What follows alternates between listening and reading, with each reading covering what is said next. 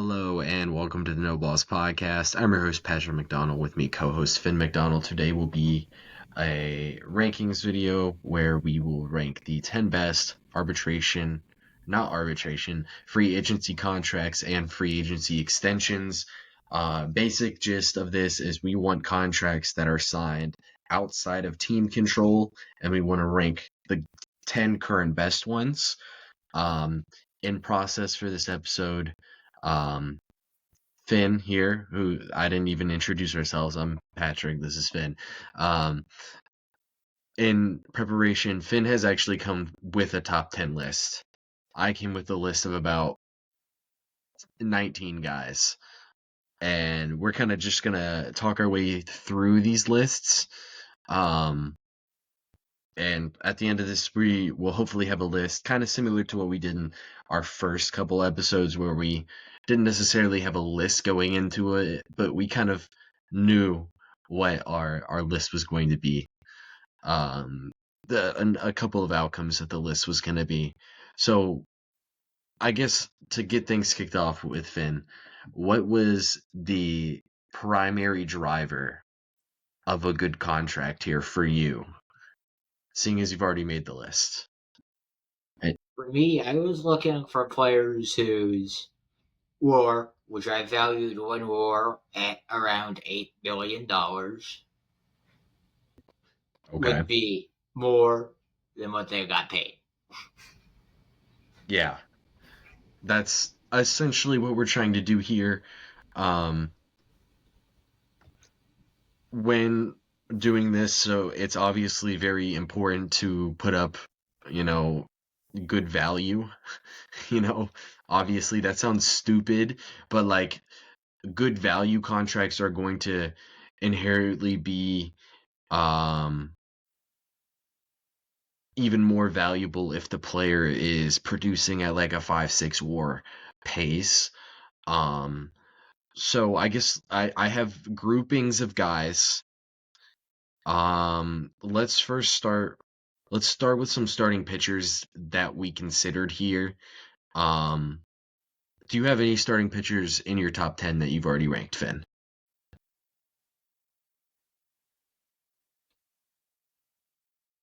No, but I want to honorable mention Walker Buehler. Okay.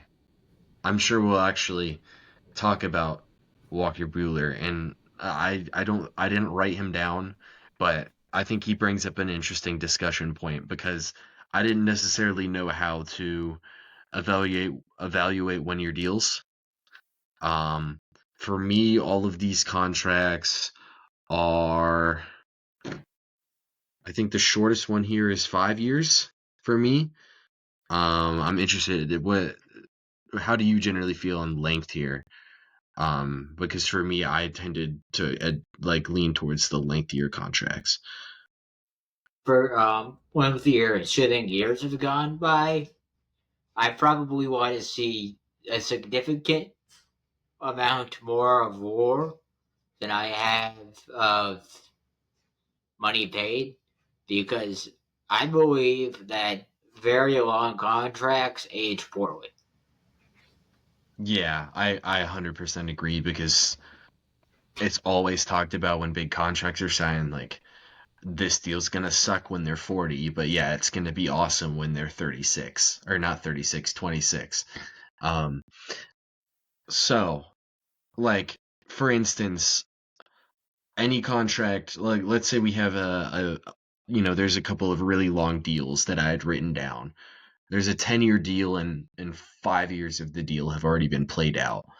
For me, I counted the 5 years before. I'm interested in what you did in this situation. I did the same thing, and I gave room for some aging. Like, I do Okay. not think that Aaron Judge will be winning MVPs at the end of his contract. Probably not. If so, he might, hit 600 home runs and be, a inner circle Hall of Famer. So, yeah. All right. I had another great point. Oh, I should have addressed this in the intro. So, free agency contracts and free agency extensions. We are not including pre-arbitration extensions. We're not including arbitration extensions.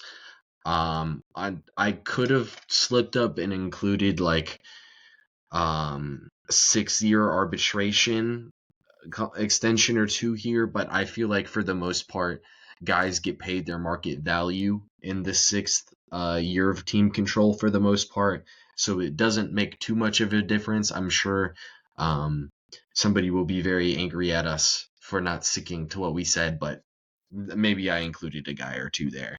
Um, how in these rankings that you did, how much did you um did you sway more towards um premium position players, like at a normal rate that you would normally swing towards a premium position player, or like did you you know do it kind of evenly? Yes, I did for sure. Okay. Because like I would not have Lindor anywhere near here if he played first base. I would not. Okay. So okay, let's go ahead and get started on individual players. I feel like we maybe took a second or two to get into it, but I had a grouping of guys. I had a grouping of shortstops: Francisco Lindor, Corey Seager, Mookie Betts, Trey Turner, Carlos Correa.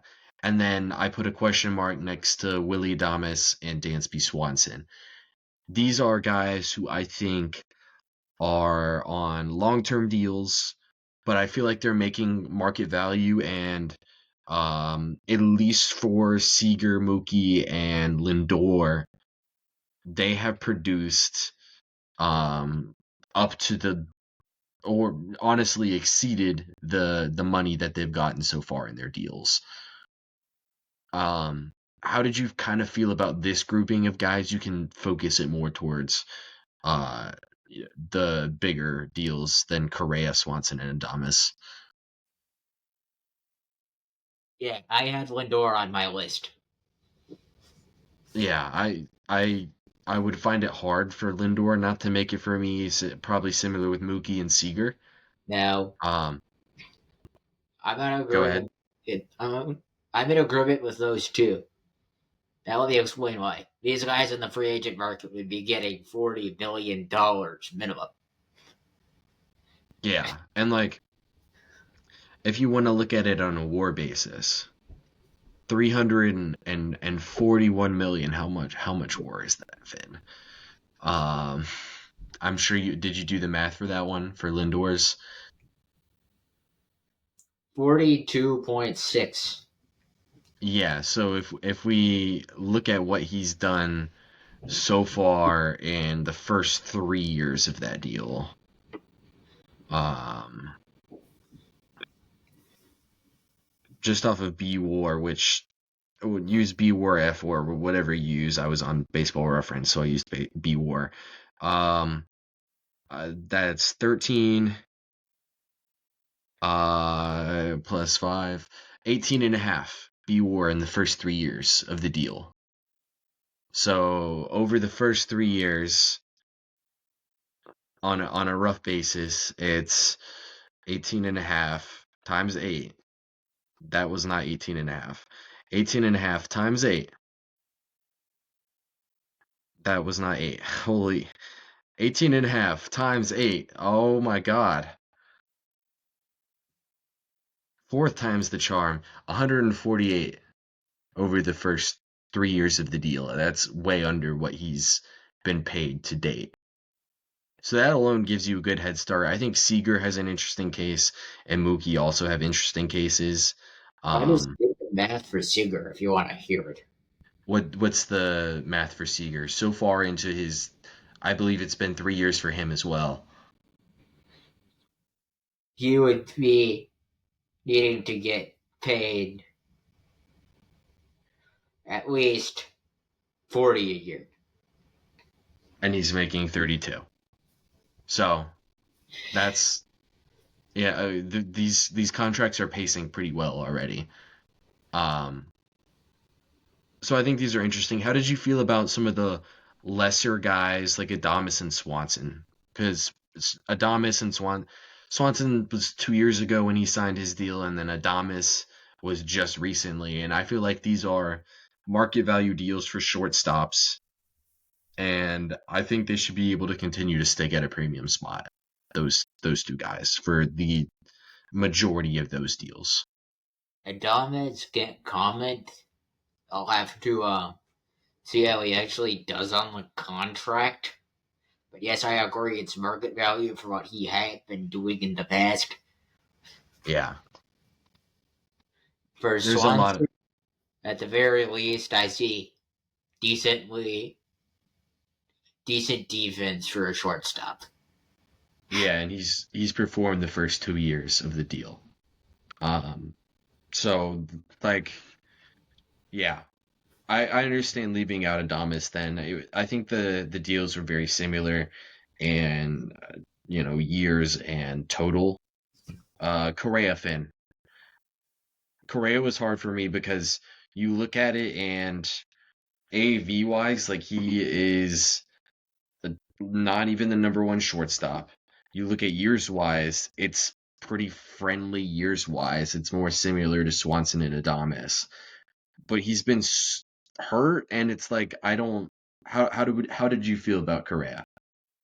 I can't say that I think he's going to stay at shortstop.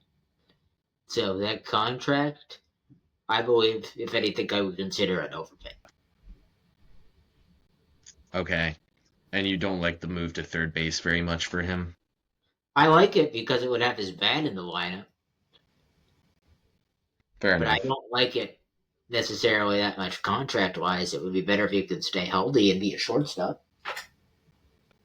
What if I told you that the average shortstop last year was better offensively than the average third baseman? Does that change your opinion?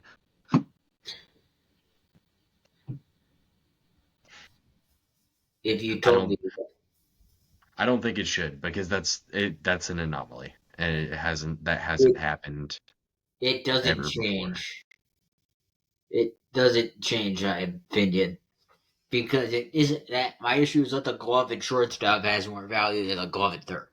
Yeah, I 100% agree. I was just throwing that out there for uh I don't know, uh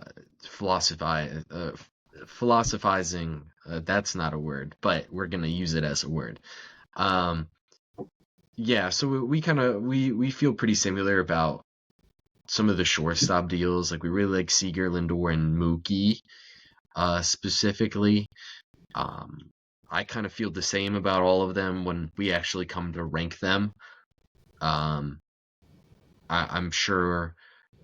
Uh, I would think that three of those make the list. Um, I now had a grouping of almost, one of them's a premium position guy, or two of them are, and then two third basemen that I think are making, you know, significantly less than their market value. I had Jose Ramirez, Matt Chapman, Ketel Marte, and Tommy Edman here for um, consideration. How did we feel about some of these guys? I feel like if someone didn't say Cantel Marte, I would. If you didn't say Cantel Marte, I would want to reach for the screw it and slap you. That one's just easy. Yeah, like Marte. It's spoiler alert. Marte is going to be towards the top of this list. I'm not sure where he's going to be once we weigh everything, but I'd be surprised if he's not in the top five. Um, Marte's a layup. I also like when we came up with this topic, I immediately thought of Ramirez. I thought Ramirez was a layup because I thought that was quite literally the best contract in the league when it was signed. How did you feel on Ramirez? I won't give away my exact ranking, but let's just say that's going to be in the top three. Yeah, I thought it was I thought it was an amazing contract when it's signed. In my opinion, hasn't soured once. Um, I guess two new deals, Chapman and Edman. What did you think?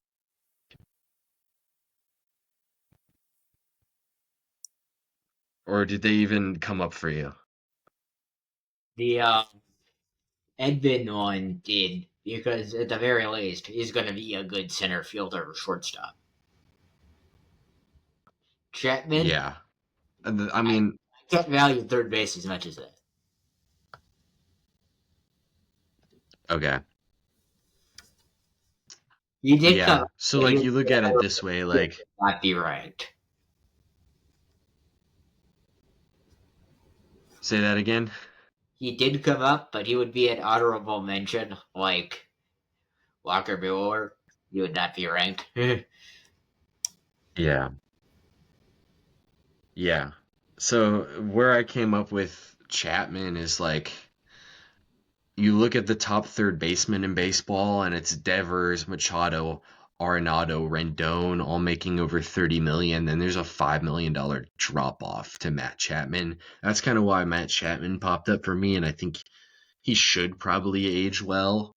Um, and then right after him was Austin Riley, but Austin Riley was an arbitration extension. Again, we're not counting arbitration extensions, so basically every Braves player is just like not allowed here. Although there was one, and I'm sure we're gonna get to him in a second.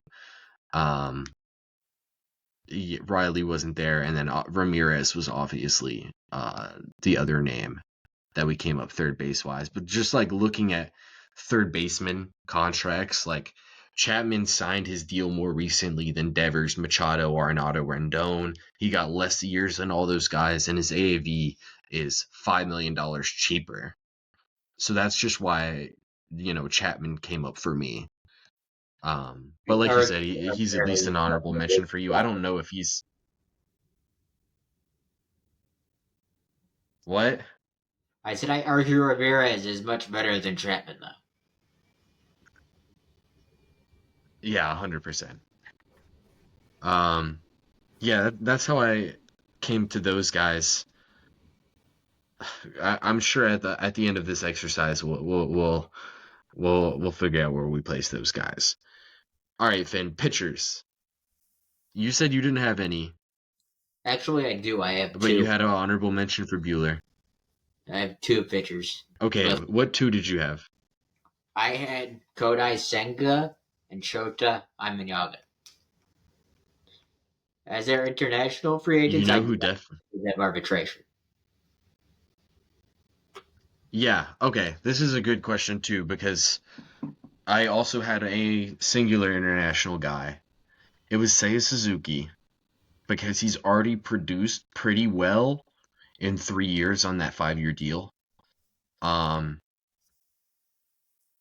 for me, it's kind of hard with these international guys, and I think Shota should have actually for sure been a guy that came up for me. So that's a good catch there. Um, yeah, so like it's hard because we consider it um like when we do actual rankings, we do account for them changing leagues, but then when we go to analyze these contracts, we don't. So it's just kind of hard to rationalize these because we'll call these great deals, but then with this same thing we talked about with the pre-arb deals off the podcast when we said we talk about Acuna and we talk about Luis Robert, but we don't talk about Scott Kingery. We don't talk about Evan White. We don't talk about the ones that go bad. And I feel like We don't talk it's pretty similar with the international. What'd you say? we don't talk about Shintaro Fujinami. Yeah, I mean, he wasn't as much of a big coin guy, but um, that's why it was hard for me to rank these international guys. So, That's um, also why I ranked them in the very, very, very bottom of my list. yeah, because for them there was also a lot more risk to the deals. Also, going into this, did you consider risk prior to signing the contract? Does that kind of make sense what I'm asking? Yes, that's why I have them as low as I have them. Yeah. So like for me, like let me find a great example. Um, like I guess the I'll find a good example for you. Jackson Churia. yeah, who isn't, eligible for this list, but continue. He's a good example because if he sucks, he's definitely not worth $8.8 million. But if he ends up being an all-star, that's the bargain of all bargains. Yeah, for sure. And like I guess like Correa, if Correa's deal were to work out, would you have I'm really struggling to word this question. Okay, basically, did you consider prior track record before signing these deals? Like Zach Wheeler, this is the perfect example. 2019, Zach Wheeler hits the free agent market. There's a lot of risk with that deal. How does that risk factor into how you would have graded his original Phillies contract if that was a contract here? It definitely would have factored, for sure. Yeah. I don't know if that really answered what I was trying to get towards for the fans, but like for It me, would have like factored a good bit. Like, I'm not sure I would have ranked it. yeah, like the safeness of the Ramirez contract to me gives it an extra boost. I did it for you. Yes. Yeah, like that's why I mean I haven't even put mine pen to paper, but the safeness of the Ramirez contract gives it an extra boost for me, and this is why we're doing it in a groupthink manner to where like we're coming up over these discussion topics as we rank the things, just like how you would rank them. You're kind of watching us rank it live. For me, at least, you actually are, but for Finn, maybe Finn will change one of his answers, and I guess that's kind of the goal of this exercise. I just have random 10 names. I haven't ranked them. Okay, we were at the pitchers. We'll pick it right back up at the pitchers. Um, I had five names written down. Chris Sale. It's yet to start, but I feel like I should at least mention it because it's 18 million over 2 years, and he just won the Cy Young. And the Cy Young making 18 million sounds kind of crazy. Kevin Gossman. It started in 2022 for 110 million over 5 years. He produced two really good seasons on that contract. That's why I figured it was at least mentioning, especially considering it's only 22 million.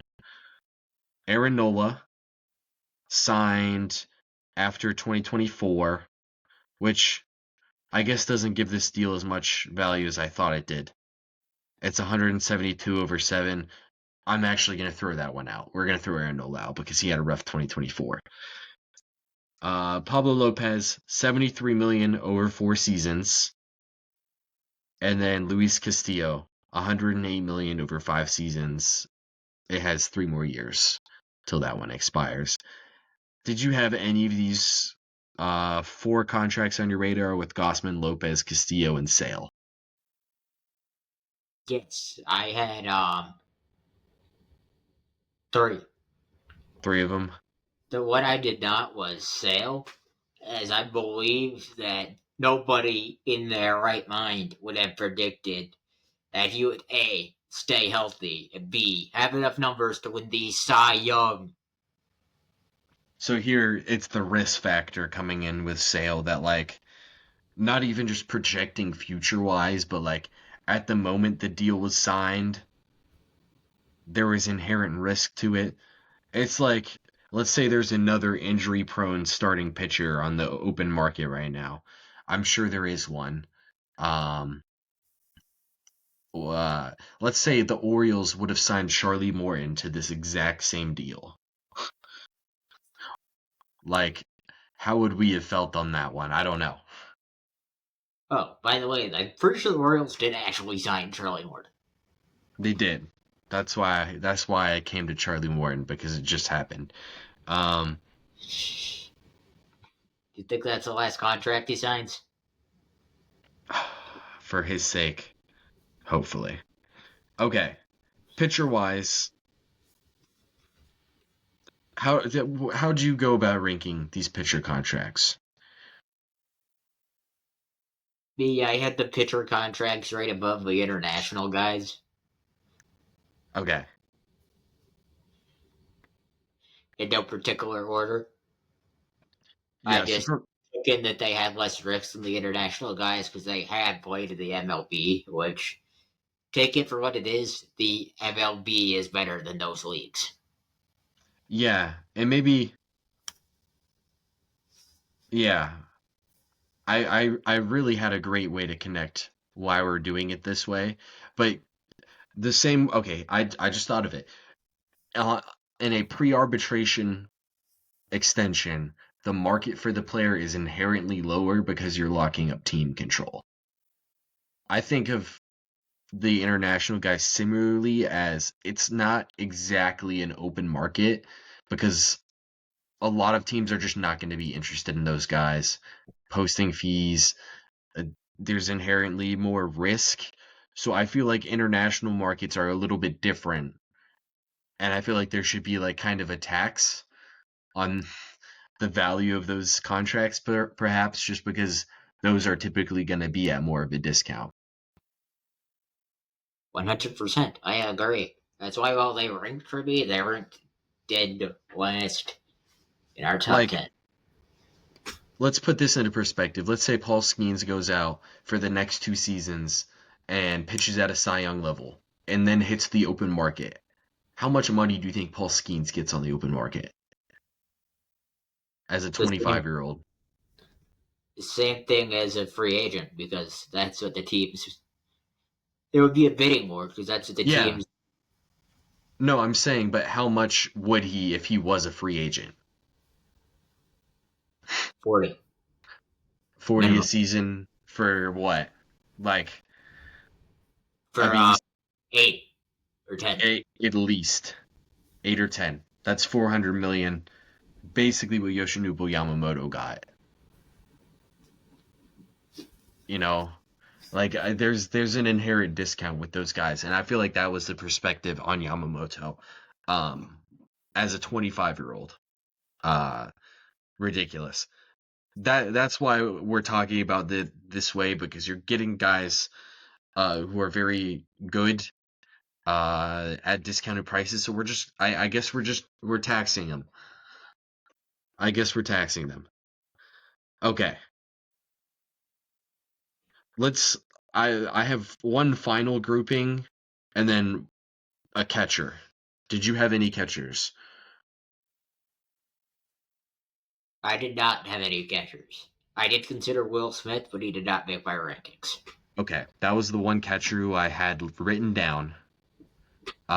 The thing with Will Smith, there was a weird signing bonus with him, but it was still 140 over 10, and like it's really team friendly in the payout structure. Um, and there's some deferred money on it, obviously, because the Dodgers are the only team allowed to do the deferred money, so they should obviously take advantage of it. Um, I obviously honestly don't satirical. know how did you consider deferred money in this? Did you consider it as if it was a part of the paid contract now, or how did you do that? See, Finn, you're the one who ranked these already. So for me, like I would just consider it. Um, I think the deferrals and like signing bonuses that lower the luxury tax hit should give a slight bonus, but like not a super significant one, because that is kind of how it is in actual team building. Is that kind of how you did it? Yeah, that was good how I did it as well. Okay. One last group of guys before we start to rank guys. And we're gonna go from 1 to 10 just because I haven't done these yet. Okay. I had non-premium position players that I think are kind of on potentially really good deals. Um, Freddie Freeman, Matt Olson, Marcell Ozuna, Seiya Suzuki, Brian Reynolds. Any of these guys end up in consideration for you, Finn? Yes, Marzo Ozuna did. But I do not think. I think that there is value in playing defense, and he just doesn't do it. Yeah. For me, like all of these guys were like they're gonna be very hard to get onto a list here, but they could. Ozuna, for context, is the eighth highest paid DH this season. And on that contract already, he's put together 2 seasons that are excellent DH seasons, and then one that was horrible. But he's already put together um, 2 seasons on a 4-year deal that are above that $16 million pay. So I think that really helps him. Freeman was 162 over 6. Matt Olson was 168 over 8. Suzuki was 85 over 5. We kind of already touched on him. And then Reynolds was 106 over 8. Um, how did we feel on some of those other guys with Freeman, Olson, Suzuki, and Reynolds? Or did they just not come up for you? I felt like I would have a hard time arguing a good bit of those because they either played first base or DHs. Yeah. So the one that Freeman I was, and Olson probably would have made it had we done top 15 or top 20, but we did top 10. And in my opinion, they're better deals. yeah, so real quick, 6.2, just to go off of baseball reference. So far on his Dodgers contract, Freddie Freeman has produced $139 million worth of value just based off of his B WAR. So over the next 3 seasons, he would have to produce what's that, 23 um, million, which is basically saying, do you think Freddie Freeman's going to be a 3 WAR player on average for the rest of his Dodgers deal? Yes. So that's why Freeman was very interesting for me. I don't. Matt Olson is really uh, polarizing for me, just because he's had one ridiculously good season and then two kind of underwhelming ones on that contract. But at the end of the day, it's pretty similar value. Um, just to add it up real quick, he's produced 116 million so far, and he's got 5 years to get to what was the number?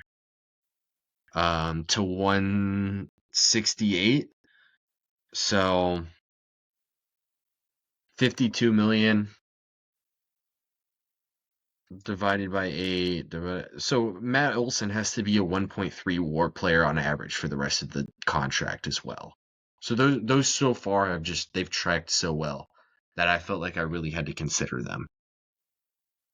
Um, I guess I'm just playing devil's advocate at this point. Are you ready to get the list going, Finn? Yes. Okay.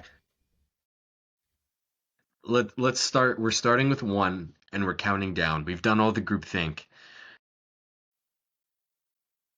Who's the number 1 for you? For me, Jose Ramirez. That's mine. Okay. We're on par so far. Okay. All right, Finn. Number 2. Who do you have? Ketel Marte. I also have Ketel Marte. Okay. Let me get a third. Um Okay.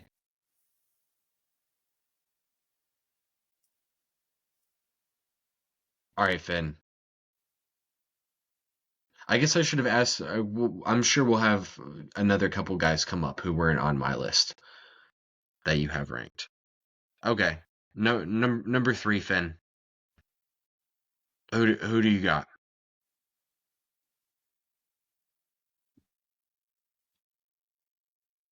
Here, I have Mookie Betts.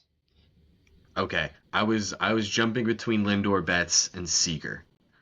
I I didn't know have which. those as my 3 through 5 in like no particular order, honestly. I I don't know how we've done this, but we've got the same top five. I don't really care about the order between those guys because I feel very similar about those five or those three in the top five. Okay. Okay. Number six.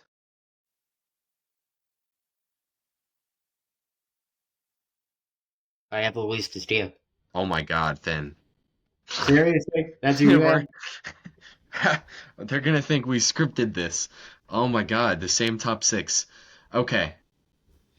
I hope for the viewer's sake, this one's different. All right, Finn, who is number seven for you?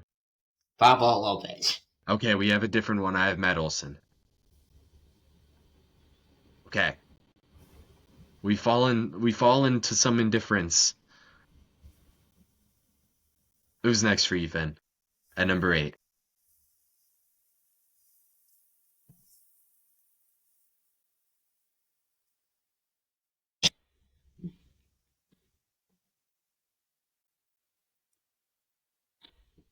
I got another pitcher whose name I can't think of. There we go.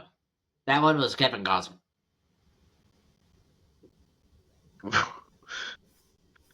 Okay. Okay, you had Gossman. Yeah, so I didn't go Gossman. I went Freeman. I feel like producing at the 3 WAR pace is kind of fine for him. Um, Number nine. This is where I had Pablo Lopez. Who'd you have at nine? 9, I had Shota Imanaga. Okay, makes sense. 10. I had Kodai Senga. Kodai Senga. Okay. Um, I do have to right. say, though, I'm hard pressed at Senga or Freeman. You can argue either. Yeah, you did mention Freeman was just on the cuts for you. For me, I'm gonna go Ozuna.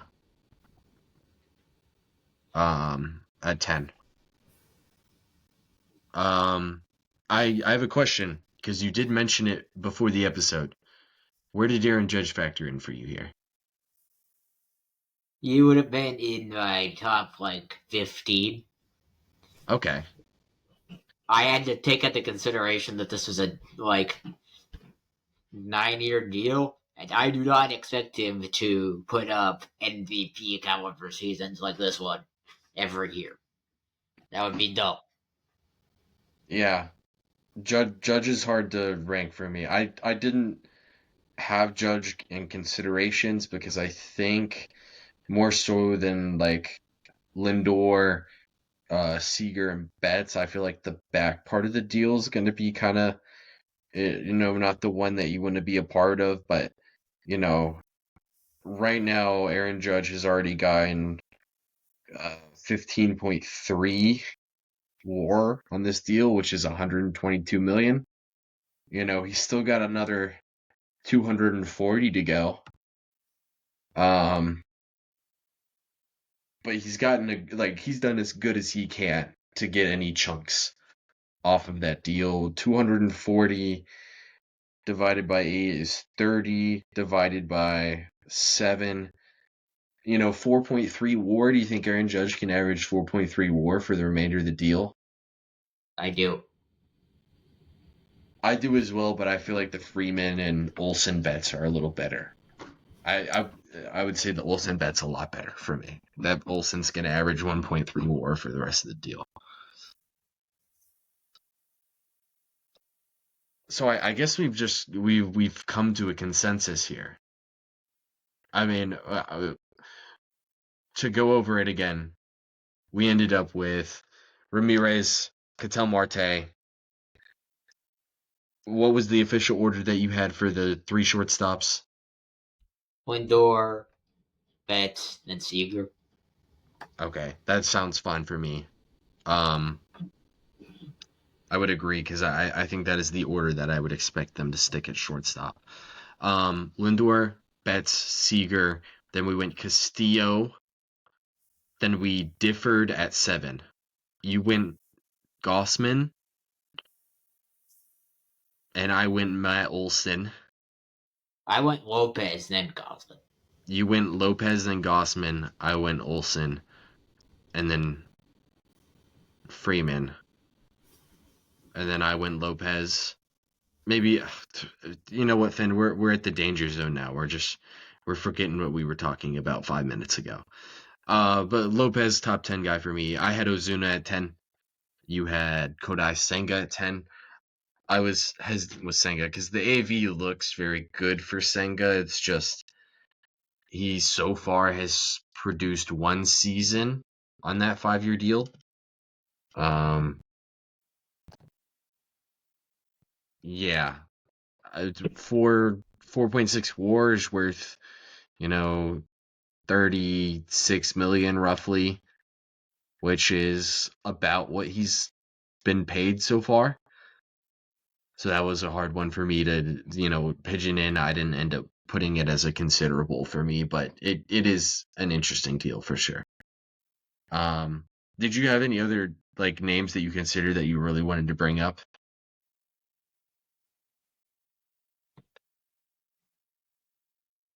I considered like the Paul Goldschmidt, but there's no telling what he can do. Yeah, the 1 years were tough for me just because it's like the reverse risk. You know what I mean? Where I feel like there's almost no risk with those. Um, and like same thing, we're gonna talk about the 1 year deals that go extremely well with like the Sean Manaea contract. We're going to talk about that one all the time. And when Michael Conforto inevitably is an all-star this season and hits 35 home runs for the Dodgers, we're going to talk about that contract. But we're not going to ever talk about, you know, the bad 1 year deals that don't even make it to June because they get DFA'd. We don't talk about those. Or the 1 year deals begging on a bounce back and the bounce back just never happens. No name is specifically coming to my head, but there are definitely examples out there. I guess, do you have anything else on this topic? I don't. This was an interesting one because we ranked some high numbers, some really high numbers. Like a couple $300 million deals were in the top 10 for us, or the top 5 for us. And multiple over $100 million deals were in the top 10 for us. But we still think they're going to be good deals. And I think part of that is taking the arbitration extensions out of it because those would probably be a lot of the top names. And everybody talks about those deals. We want to talk about the ones that have gone well so far and we think are going to be good ones in the future. So that should wrap it up for this one. Next week's episode, we're not 100% sure on the topic yet.